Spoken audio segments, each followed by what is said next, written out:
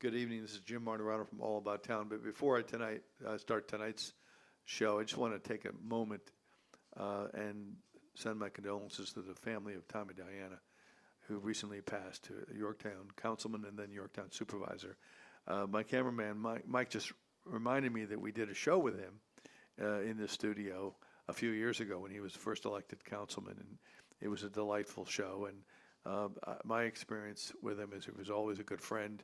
He always had a big smile for me and a pat in the back, and he was just a great person. And he will be missed. He's missed already. And again, my sincere condolences to his family and to the Yorktown community in general. So today, like Tom and Diana, in my line of work, I meet some very interesting and very good people. And my guest tonight is one of those people, one of the finest individuals I've met in a long time, Matthew Mazzamurro, attorney, fantastic attorney, and interesting businessman who has an incredible practice here in Peekskill. So welcome to the show, Matt. Welcome. Very nice to be here. So one of the things I thought we'd talk about tonight is, and I don't do this often, is a person that starts a business. When I started in law in 1974, the private practitioner was pretty common. But today, in this day and age of large corporations and large businesses, it's less common. Just like a little pharmacy is almost impossible to compete against CVS. But Matthew Mazzamurro has an incredibly vibrant and beautiful practice that he's developed after many years of hard labor here in Peekskill. I'm here on Park Street in Peekskill. And I just wanted to salute him today and find out how on earth did one person develop a practice that is so successful? So how did it all begin? Well, thank you very much for the kind words. How it all began is that I started working a temp job in the city. And I worked at the temp job from 8 o'clock at night to 5:30 in the morning. I would then sleep maybe a couple hours, and then I would go to the local courts and get assignments. Assignments are cases that are given to attorneys for people that are indigent.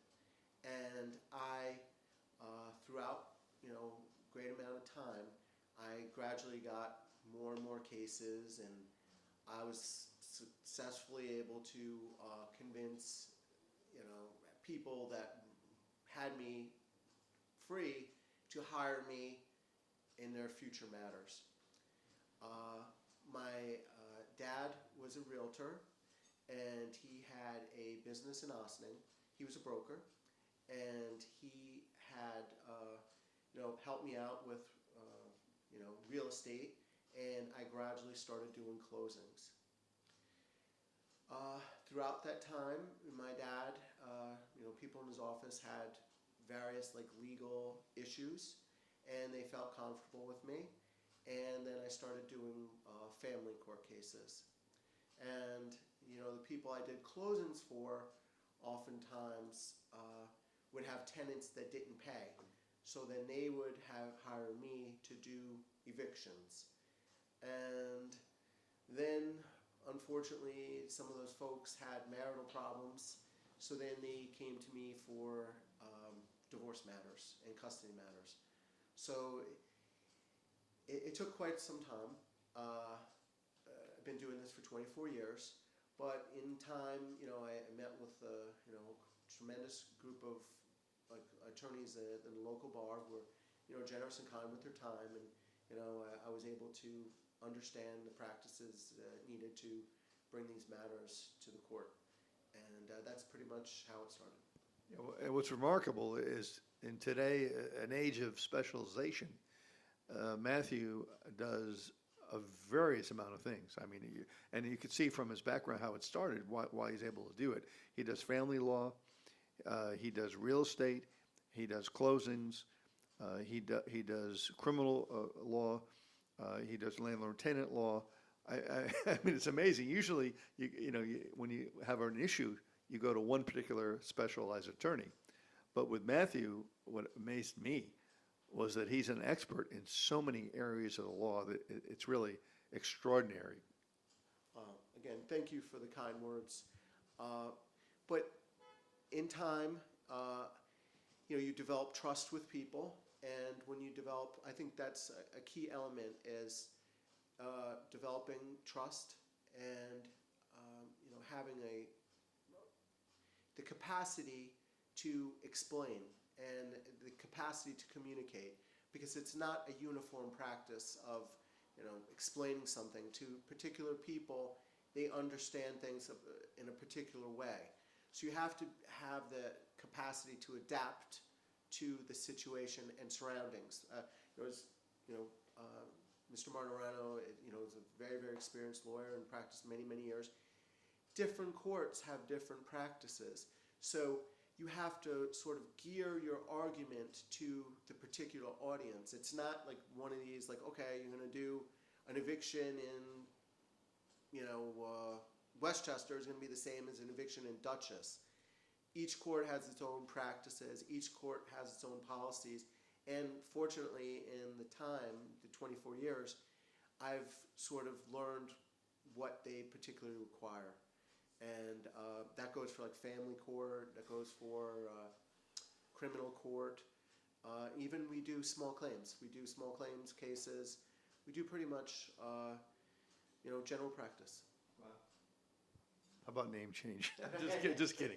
It's hard to find an area he doesn't do. It reminds me, it's a throwback to the age when you had one family practitioner, and any problems your family had, you went to this one person. It's really remarkable.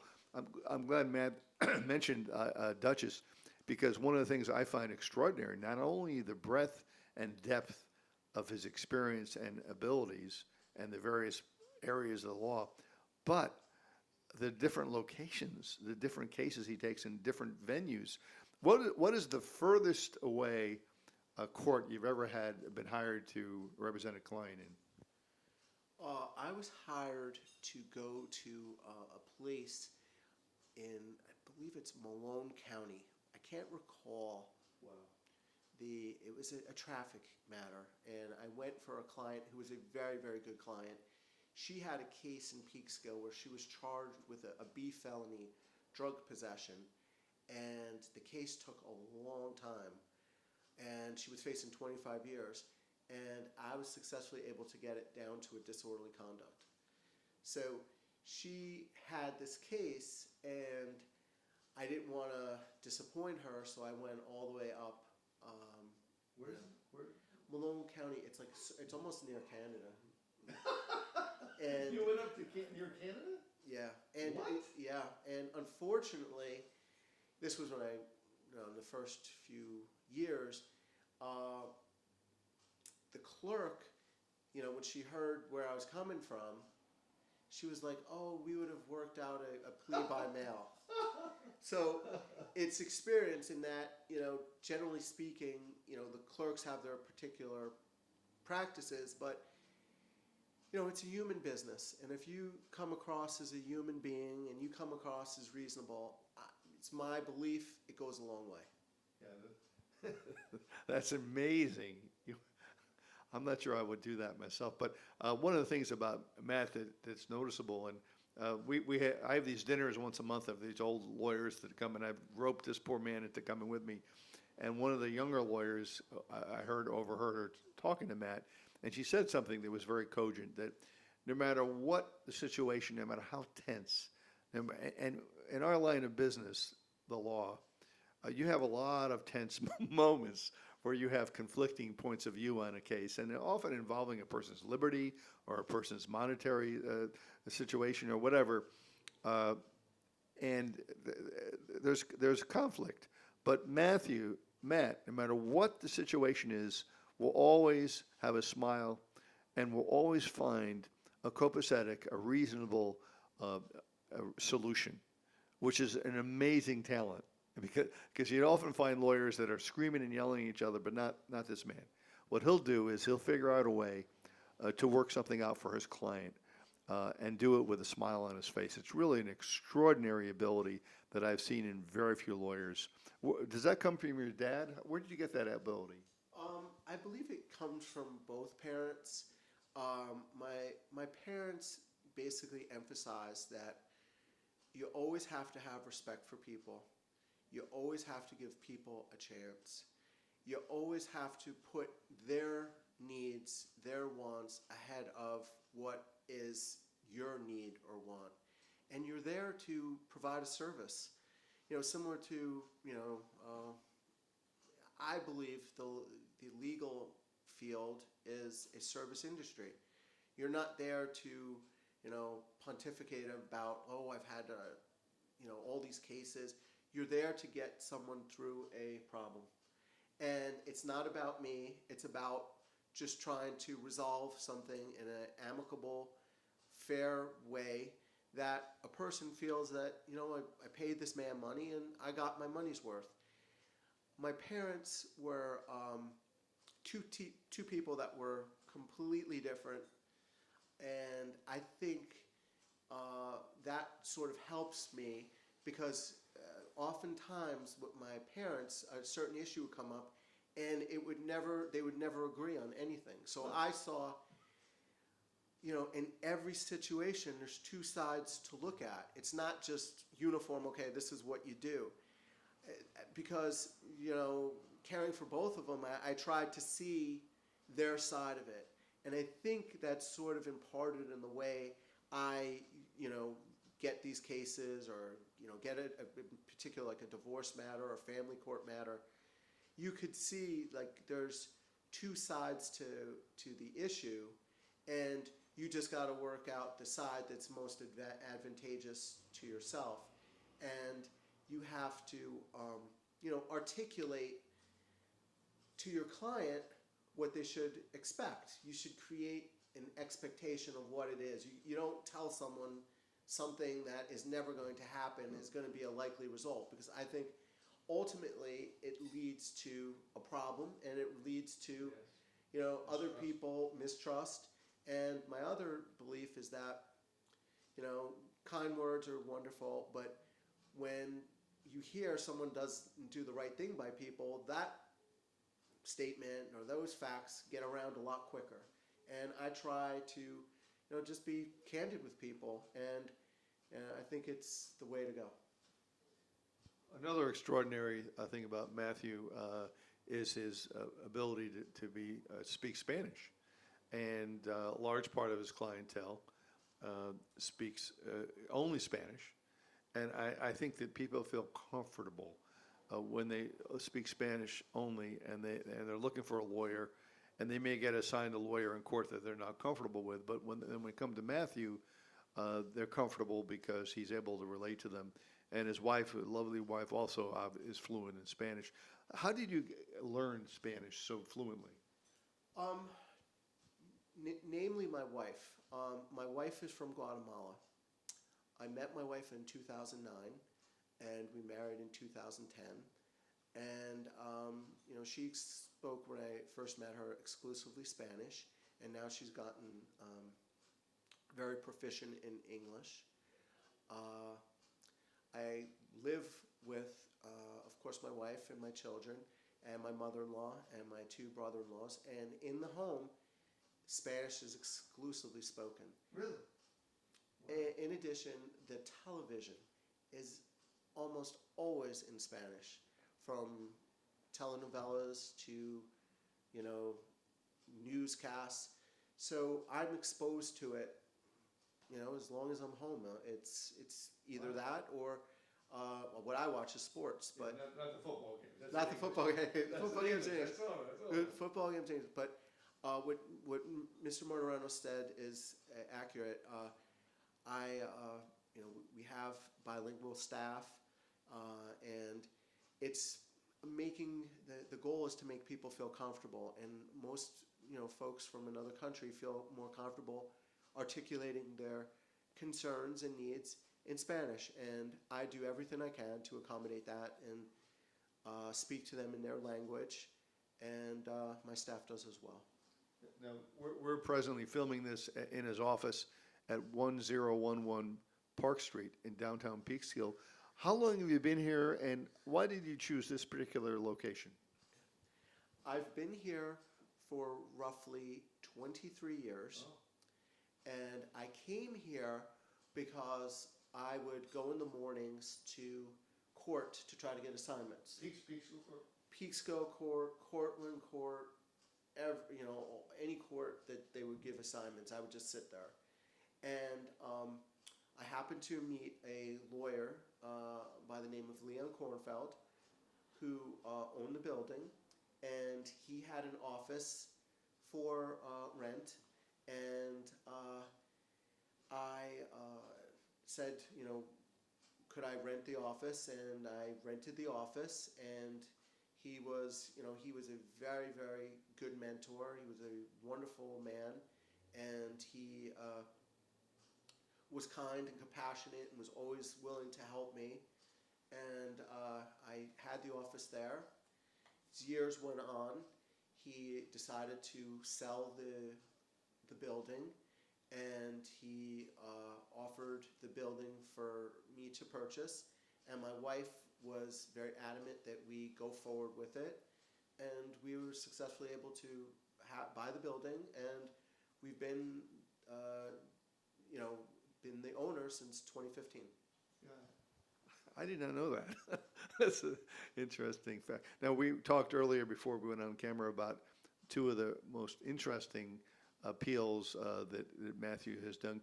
Besides doing all this work in trust and estates, in domestic relations, in criminal law, in landlord-tenant, you name it, he's done it. Tell us a little bit about the two appeals that you made. Sure. Okay, I did two appeals. One was a criminal appeal of a woman who had a lawyer who unfortunately was not able to assist her. So she went to trial, and the lawyer never spoke to her, and unfortunately she was convicted, and she was placed in jail. And she came out of jail, and she was very, very distraught because her dream was to be a nurse, and with this conviction for abusing a patient, those dreams were dashed. So she hired me to appeal the conviction, and I appealed the conviction. I argued it before the panel, and that conviction was vacated, and she was able to realize her dream. She was able to become a nurse. I saw her some years later in ShopRite in Cortland, and she thanked me, and she was very happy with how things turned out. Second appeal I did was a very mature lady who had a house in New Rochelle, Co-op, and some young person ended up buying it out from underneath her and looked to evict her. The local court did not want to hear any argument I made, so they gave her 10 days to vacate. I then appealed it and went before the panel, and I argued that she was entitled to EPTA protection.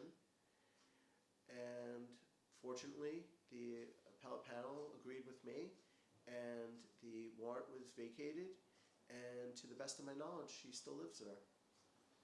One of the things that's amazing is that the pressure you have as a single practitioner, as opposed to somebody, I'm on the 18B panel, and I work for legal aid for 45 years in the Bronx, so I really never felt, I get a salary.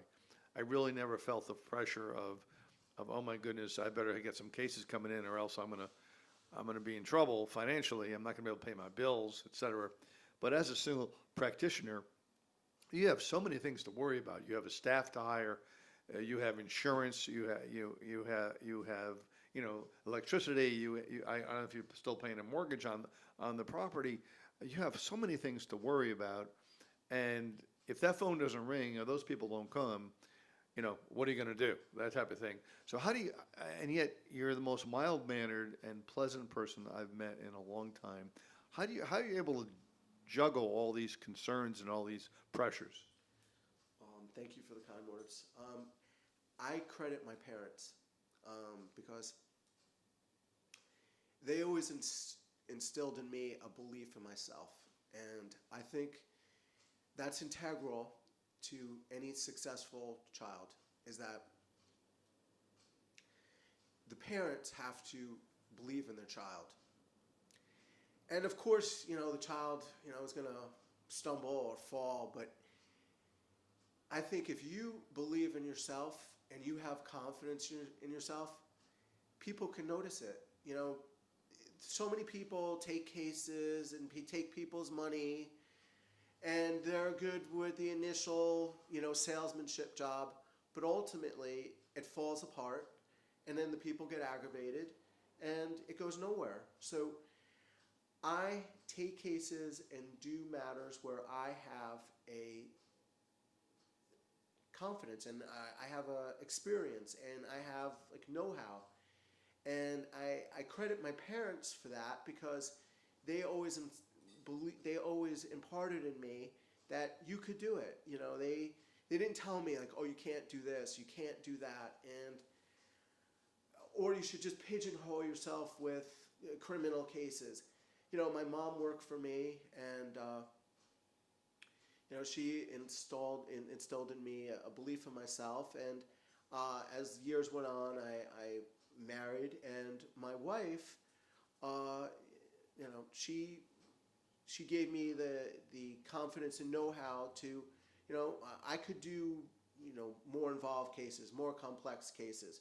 Oh, my wife was the person who suggested to me to buy the building. I was very, could we do it? Could we not do it? And my wife was the person who says, no, we have to do it. And we found a way to get it done.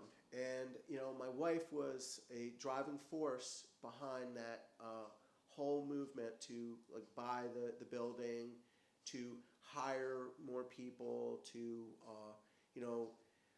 reaching out more to the local community. So I've been fortunate to have not only, parents having confidence in me, but also, extremely important to have a spouse, because unfortunately, when you have a lot of the matrimonials, a big breakdown in marriages is the parties sort of lose faith in each other, or they lose confidence in each other. So I've been fortunate to have a spouse that's always, had my back and always looked out to help me, and I could feel confidence in.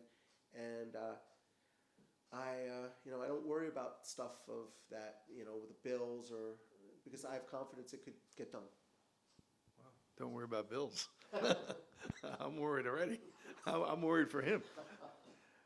So if somebody's watching the program and they want to talk to you about a problem that they have, and I guess it's a problem, could be almost a myriad of things, what's the best way to reach you online or by phone, or what's the best way? The best way to reach us is at phone number 914-382-9941. That's primarily for English-speaking people. What about Spanish? And Spanish is 914-382-9917, and that's primarily my spouse. And she does both English and Spanish, but that is the best way to communicate with us. Looking forward now, you've been doing this for 24 years. Do you plan on practicing for another 25? What's your game plan? It's something that I enjoy. It's something that I love. I would anticipate that would be the course of action, but you never know. But me and my wife enjoy Peekskill. I'm here, 6 days a week. I'm here oftentimes to 7 o'clock at night, and we have people come in, and we're here to help people, and that's the objective. Is to help people, and I see that as something that I would want to do for the foreseeable future.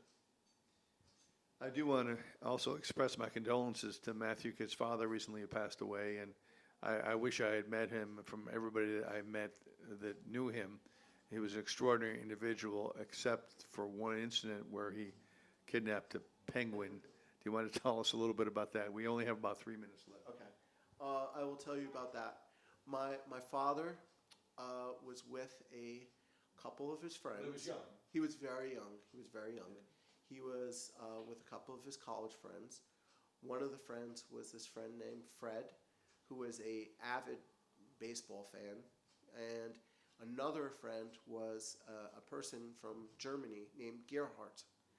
And Gerhardt asked my dad to drive to the Bronx Zoo, and Gerhardt disappeared. And he comes back, and he had this big coat, and in the coat, He gets in the car. he gets in the car, and he had this big coat, and he opens up the coat, and it was a penguin in the car. And they drove around with the penguin, and the penguin got a little upset and agitated, and they ended up putting him in in Parkchester. There was a number of fountains, and Dad's friend Gerhardt and Dad ended up putting the penguin in the fountain, and the penguin was fine. No, penguin's not injured, and that was a story that he mentioned to me it's a story about 60 years old. Whose car was it? I believe it was the friend Fred's. Fred, Mr. Fred. And the justice of the story is what happened to the back seat. Back seat was destroyed. It absolutely destroyed. But Dad was unfortunately, I'm sorry. That's right. Unfortunately, in the past 2 years, I lost my mom and I lost my dad, and it's not been easy. But I've had the support of very good friends and family to get me through. But I believe that things happen for a reason, and I think what it's installed in me is a greater sense of compassion for others and knowledge that I was fortunate, whereas a lot of other folks aren't, to have two parents that cared for me and always looked out to the best of their interests for me, and also to appreciate my spouse, as I always do, but even more since the loss. She's been extremely supportive, even though it's not been easy, and I can't thank her enough for that. That was beautifully said. So this has been a very interesting evening. I hope you've enjoyed it. Like I said, this is a wonderful man, a great lawyer, and if you have a problem or a need, he's certainly a person that would help you. I know I've enjoyed my friendship with him, and I've watched him in court, and he's just a delight. And I think that's not just my opinion, it's the opinion of everybody that I know that knows him. So thank you for being on the show tonight. Oh, it's been my pleasure. Thank you for inviting me, and it's been great. Yes. So again, if you have a need, please give us a call. What's that number again? Sure. 914-382-9941. And this is Jim Marrorano from All About Town, hoping you're doing well. Happy New Year. I know it's going to be a little late to say that, but I'll say that into March. Happy New Year. Enjoy the new year. Please be safe, be happy, enjoy, and hope you watch next week. This is Jim Marrorano signing off from All About Town. Good night.